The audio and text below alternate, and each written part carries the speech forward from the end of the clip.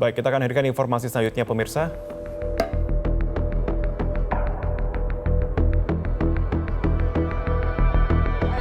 Ini wajah penculikan.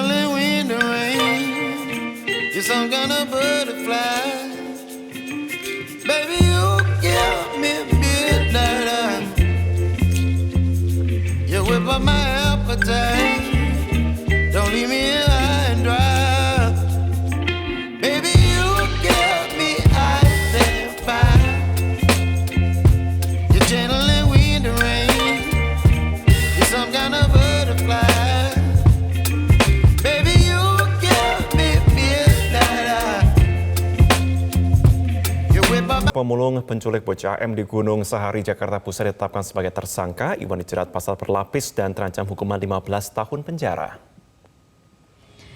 Iwan Sumarno tak bisa berkutik saat ditangkap aparat Satreskrim Polres Metro Jakarta Pusat pada Senin malam. Sempat melakukan perlawanan, pemulung penculik bocah M akhirnya dijatuhkan ke tanah dan langsung diborgol polisi.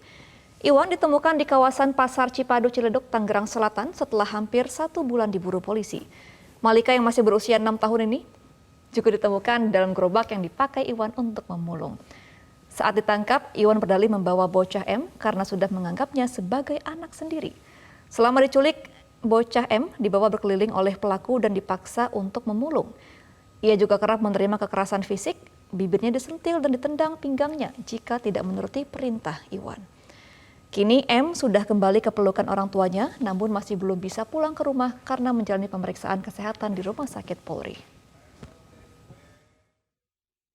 Sekali lagi, saya atas Ibu Malika mengucapkan terima kasih atas kerja kerasnya menemukan anak saya.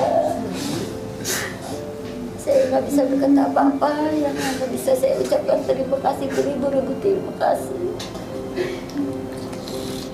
Ya, lantas apa yang menjadi kendala dalam proses pencarian M dan bagaimana sebenarnya kita bisa waspada terhadap aksi predator anak ini? Ya, kita bergabung bersama dengan jurnalis MJN Febrian Ahmad langsung. Febrian, selamat pagi. Bagaimana sebenarnya proses pencarian dari bocah M ini? Silakan. Selamat pagi Marvin dan juga Gemma, kita ketahui sudah 28 hari sejak Malika atau bocah berusia 6 tahun diculik oleh pemulung ini sudah ditangkap dan juga tersangka sudah ditetapkan sebagai tersangka.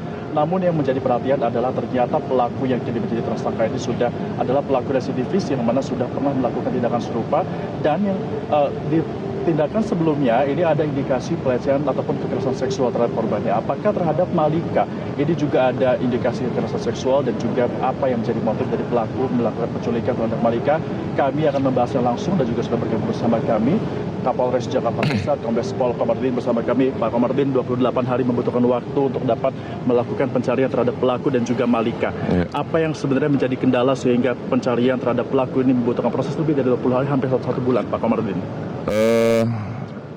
Untuk kendala utama dari mengungkap kasus ini adalah minimnya data ya, termasuk juga informasi yang kami dapatkan. Sebagaimana kita ketahui bahwa kita hanya mendapatkan laporan termasuk juga informasi serta data-data berdasarkan potongan ataupun rekaman CCTV yang memang jaraknya cukup jauh.